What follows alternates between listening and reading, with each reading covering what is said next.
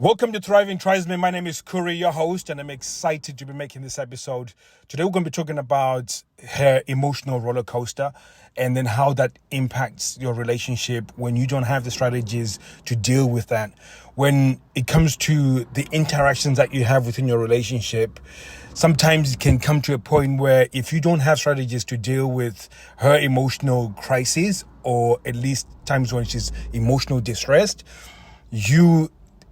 those interactions can cause erosion to your relationship, so it can start taking away from your relationship.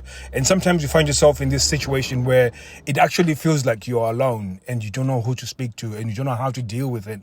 So even though you feel like you're doing your best you can to deal with it, you are finding yourself that the more you do to fix it, the less effective it is within your relationship. And again, you find yourself in this place where you think you feel like alone and by yourself. So I've just come up with a few examples where you see these high profile divorces, and just to show you that you're not alone and it's possible to achieve high things within your professional career and still have no strategies in terms of dealing with your relationship.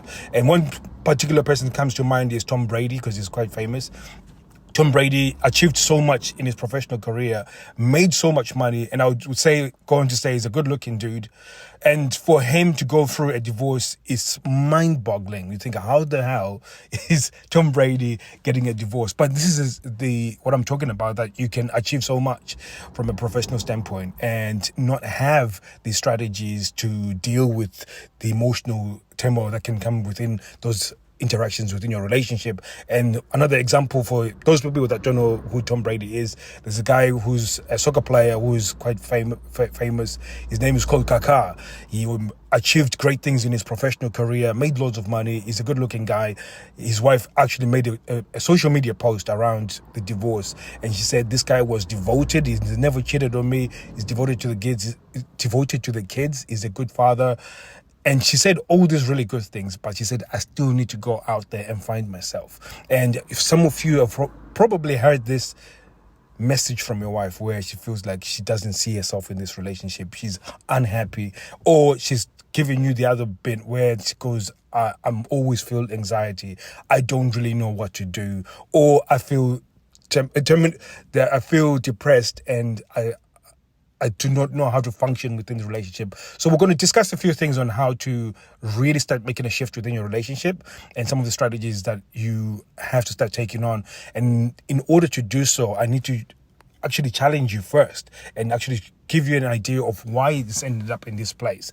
A lot of it comes down to some of the Hollywood films that we've watched, and some of it comes back to your childhood background. That I will cover on a different episode. But for now, there's this hero complex that we take on, where when you see a film, generally the storyline around a love story is the same, where the woman goes through emotional distress, or she is in a place where she's vulnerable, and the hero, in fact, initially the woman is not interested in the guy or is rejecting the guy, and then she ends up in some sort of emotional distress, or she ends up in some sort of vulnerable state, and then this guy goes into, in fact, pretty much puts his life at risk to help this woman, and then she falls in love with him, and then all of a sudden he wins the girl. So this becomes a pattern that everybody wants to do. And again, if you look at the most influential films or influential sitcoms, they all take this dynamic where this guy is trying to get the girl, but he has to do a series of things in order to win the girl, and the woman puts him through different hoops, and those hoops usually is her being in a vulnerable state or in a place where she's damsel in distress. And this is just one section of the thing, but this is one that we're gonna address today. So we take this hero complex, and what this tends to do is that within any relationship, you are going to face life's challenges and you are going to face issues. Now, if one of you takes on the burden of taking on those issues, so for example, your wife goes into an emotional crisis and then you take on the burden of that, what tends to happen is that she becomes reliant on you whenever she has an emotional crisis. The trouble with that is that she never builds emotional resilience, which means that as if you look at it from a progression standpoint in terms of relationship, if it's just the two of you, boyfriend and girlfriend, the life challenges will be easier to handle. And as you know, the more you commit within the relationship, as you move in together, as you get married, when you get children, and as your children grow, the life challenges grow as you grow. So they get more, and again they become more difficult or become more complex, lack of a better term. So they become more complex. So if you've not built emotional resilience, what tends to happen that it ends up becoming a pressure point that will cause chronic anxiety and can cause stress, and then usually will end up in a place of depression. So this is one of the progression, and some of you guys, you already for the first time understand why your partner is probably suffering from depression. In fact, there was a study that was shown that over 60% of women are on antidepressants. And it's one of these bits where the men have taken this hero complex, and these women have never built emotional resilience, because we feel like whenever we see distress, we do everything we can to remove that stress away, which is, and again, the equivalent to this is when my daughter was trying to ride the bike.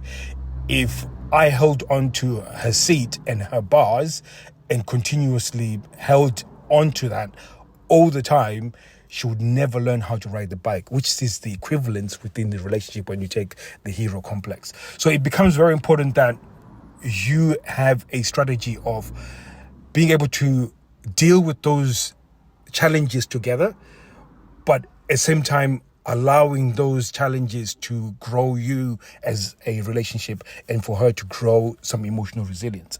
So again, we're going to cover a little bit more of that within towards the end of this episode.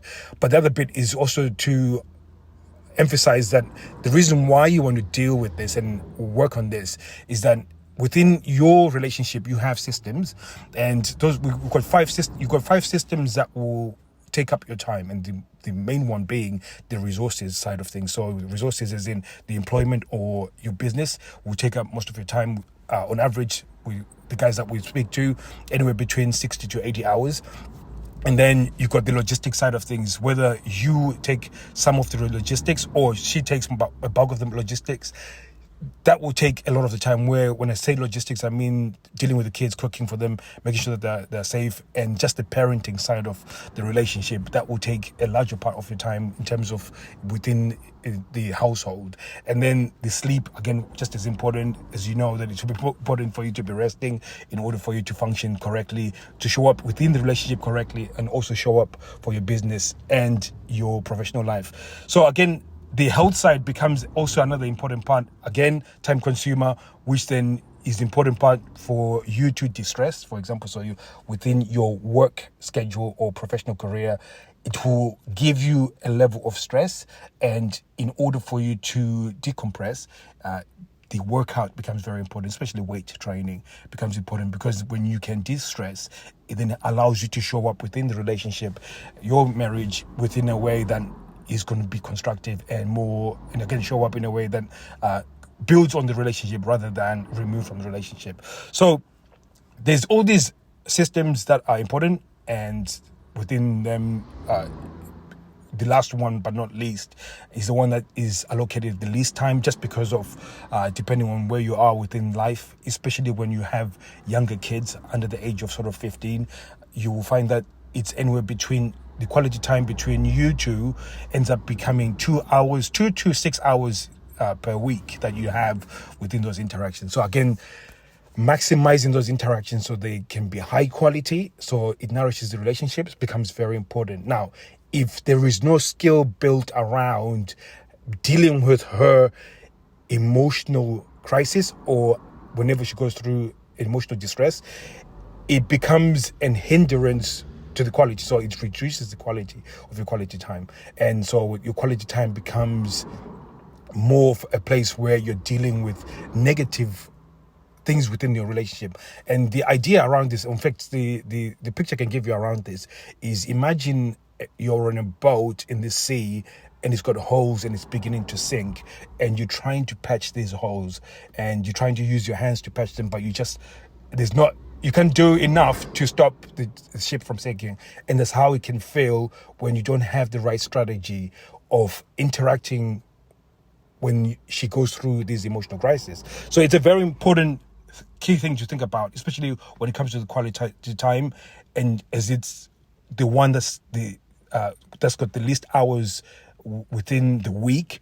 It becomes very important that when you do have that time, you're actually using it to nourish the relationship, as opposed to trying to put out the fires of life's challenges, or the fires around you within your relationship or within life itself. So again, it's really important to understand this, because within business or in our professional career, we schedule everything according to time, and we value time to the point that we categorize different parts and are very protective over time.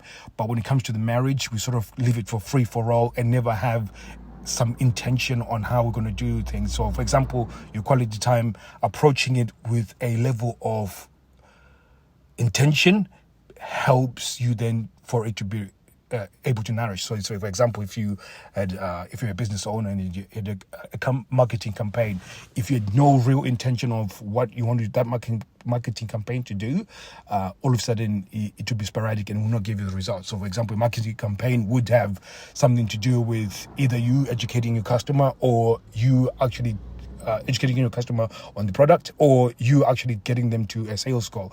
Again, it's two different intentions. So having that end goal in mind before you actually begin becomes important. So when you come to a interaction for your quality time, maximizing the quality of it comes down then to you building the skill on how you deal with her emotional crisis. So just to go back a little bit, some of the reasons why you might end up within this hero complex, just to give you an idea. One of the reasons is because it's a desire to to feel needed as a protector. And again, this plays into who we are as men, that we will have our household and then we want to protect our family. So seeing somebody within an emotional crisis becomes something like, okay, this is my responsibility to do so. And there will be times when you can do so, but sometimes it's more important to build the skill of dealing with it. And again, the best protection in this case will be you teaching them how to, lack of a better term, teaching them how to fish rather than you giving them the fish type thing. So again, the other bit is also the need to prove yourself. So again, she goes into an emotional crisis, and then you feel this need to prove yourself, that you don't feel like you're sufficient within the relationship. So in order to make yourself feel sufficient within that relationship, you need to then deal with her emotional crisis, and that momentum then makes you feel good about yourself, that okay, I'm effective in this relationship. Again, it's just a force for momentum. It's one of those things where within nourishing a relationship, or at least the intimacy side of the relationship, sometimes we might confuse the acts of service within the relationship as a means of compensating for emotional intimacy. And again, this is where some of that hero complex gets into muddled up. And then one of the things is also failing to set boundaries becomes another important bit. So the person is going through an emotional crisis that is a personal challenge for them. You, instead of setting a boundary and saying, you know what, that's your crisis, that's your responsibility, you deal with it. You don't have the skills or mechanisms, or at least a way of communicating that this is my time and that I'm allocating for exercise or allocating for our quality time. Therefore, this is the boundary that I'm setting around that. So let's focus on building the relationship instead of dealing with this. So being able to communicate that, sometimes it's harder for some guys, because again, it falls in within that frame of mind that I need to be a hero, or at least seen as a hero. So therefore, I'm not going to set any boundaries. And then also the other bit, which is almost similar but it's a little bit different, setting standards. So as well as in terms of the quality time, you safeguard it by saying, okay, this is how we are going to interact in our relationship. And how we're going to interact in our relationship is that when we come to the quality time, we're not going to deal with crisis. We're going to be dealing with more on how to improve the relationship, or in how, in fact, these are the channels of communication that we will allow within our quality time, and none of them will revolve around dealing with life's challenges and the crisis. So again, this is just in a picture of what would cause you to fall under the trap of the hero complex, or some of the things that would make you feel like you need to be a hero.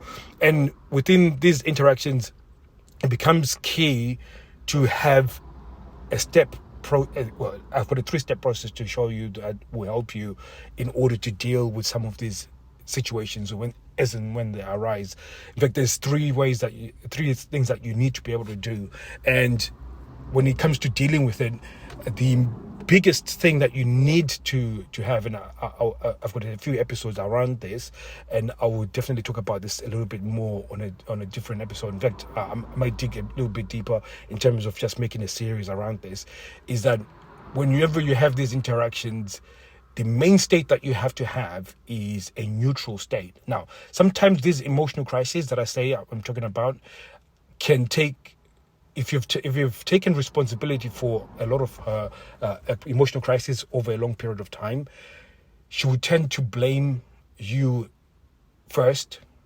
So, and that blame is just you to trigger you into a place where you take ownership of the crisis or whatever is emotionally troubling her. So again, she'll take this, and again, she might not use specific words like you, but she will make a tone that will trigger you into motion. So again, a large part of it is then you get emotionally involved, and if you take a negative state, what tends to happen is that when you now deal with it, it can make the thing worse. And again, there's an episode that I talked about this, where sometimes in order, if she's going through anxiety, in order to have a sense of control, she might change your emotional state. And if she can lower your emotional state and controls your emotional state, she then has a sense of control. Again, different episode, but again, this is part of what might happen. So you having a neutral state becomes an important piece within those interactions, so that whenever she puts you in a place where she's blaming you, or at least pointing out some flaws, that you don't react emotionally. And again, this is a very important key, that again, if she's having an emotional crisis and then you have an emotional response to her crisis, it instantly puts you in a frame where you are in reaction to her, which then is not a leadership trait within a sexual interaction or even a marriage interaction. So it becomes very important for you that within these 3 steps, the one thing that you need to have continuously is a neutral state, which means that you're neither going to get excited, which of course you're not going to get excited when it's an emotional when she's going through emotional crisis, but more importantly, you're not going to get drawn into a negative emotional state as well. So you're going to stay neutral regardless of what she says, even if it's triggering to you. You maintain, and I'll show you some of the things that you can do in order to actually deal with this. So there's a 3-step process, and really becomes, again, this one you already know, that you listen to this, you listen to her as she's speaking, because at this moment in time, whatever is causing this emotional response is extremely important to her. And again, because of this emotion that is coming up, it can be something that can grow into something that is horrible. So again, this emotional response tends to anxiety, over a period of time stress, and then depression. So you want to stop some of this. So one of the ways is you listen to what's going on. And again, like I said, you keep a neutral state, even if it's quite triggering what she's saying. You don't get a triggering response. You don't respond to it. And then the next step is that once you are listening to this, you then validate the emotion. So when she says this has been happening for some time and I'm feeling this emotion, I'll then tend to respond and say, I see how you feel about X. I can see why you feel stressed. I see how you feel, why you feel anxiety around this. And then I would reiterate some of the things that she said. I can see why XYZ has caused you to feel this way. And this, what we call it, validating the emotions. What this tends to do is that she feels heard, and again, she feels seen, which then, again, within this process, with the next part of this process is that you do not then offer up a solution, even though you know what the solution is. And this is where most guys fall apart, because they didn't tend to go into this place where they want to solve it. And again, if you step back and allow her to go through a process of want to deal with it, then you can deal with it. Now, there are some rules of thumb around this, is that if the emotional crisis is coming from the fact that you're having to deal with the children, or it can negatively impact your quality time, then I would go to the point where I say to her, normally, there's a few questions that you can ask around this as well, which is, what will happen if we don't resolve this? Again, it's me just asking to say, what's going to happen if we don't deal with this right now? And in her mind, it will start triggering solutions. So she's now thinking about solutions, like, okay, I'm not taking responsibility for it, but I'm just sort of putting it out there that, okay, if we don't resolve this, what would happen? So if she comes to the conclusion that it will impact our quality time, then again, it brings the next question of, okay, so what have you done to resolve it, or what have you put in place to resolve it, which is the follow-up question to that, which becomes her responsibility to deal with it. And this is the few steps that she starts taking towards emotional resilience. So very, very important. And then the other question that what are your options in this situation? So again, that's a different question. So when there's several options that she can take in order to resolve it, and you can clearly see that so you just ask her what options that she have within this crisis that she's going through. Again, puts her through that process where she's thinking about the options. And again, within those options, by all means, you don't weigh into it unless she says, what do you think in terms of this situation? And again, even then, when she says, what do you think about those options, you still put it on her and say, I can see that this is something that you're dealing with, and I'm willing to support you. And in this place, I want you to make a decision, and making that decision, I want to put this responsibility for you to make that decision, because this is important for you to grow, or in contribution of the relationship, or to improve the quality of our relationship. Whichever it is allowing her to make the decision so she can. And again, there's an episode that we're going to make around decision making. There's a few times I've made episodes around this, but I want to make it around this context of the interactions of emotional response, or this negative emotions. So again, the decision making becomes important, that when she makes decisions, she sticks to a decision. And again, the decision making, the quality of a decision is in the outcome, is the speed and the information that you gathered in order to make that decision, becomes the important piece within that interaction. So again, you're pointing that out, that, okay, it's not based off the information that you have right now, you're going to make a decision, and that's the quality, at least that's how you mark a good decision. Now, the outcome might come out not the way that you wanted, but it's important then to build confidence around the information gathering stage, and then the decision making, and then really making an emphasis that that's the key measure of what will be a good thing within the interactions. Again, this is the building phase of how you build emotional resilience. So again, the other one is then asking, do you want my personal opinion around this situation? Again, this is when the actual crisis has got a negative impact on your quality time, or it's got an impact on your logistic side of things, especially when you're dealing with the kids, because again, that you might have to make a decision again, or even if it interferes with the 5 other systems that are within your relationship. So again, this becomes a very, very important strategy to have within your relationship. And as you can see, that a lot of guys do not have these tools, or at least an understanding around how to deal with these emotional crises.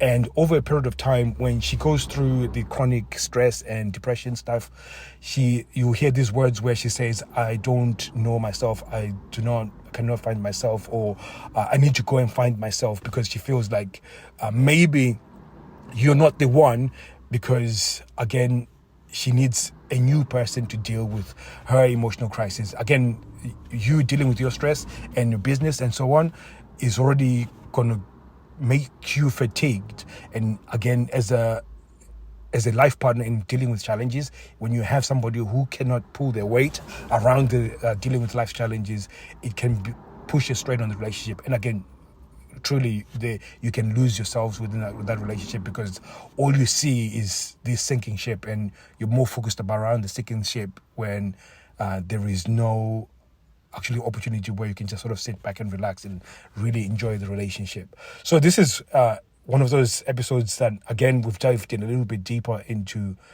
how to deal with the emotional side of things. And if you want to learn more, go to our Instagram, Thriving_Tribesmen, and type in community, and we'll go even deeper. In fact, this is one of the lessons that I'm going to be teaching.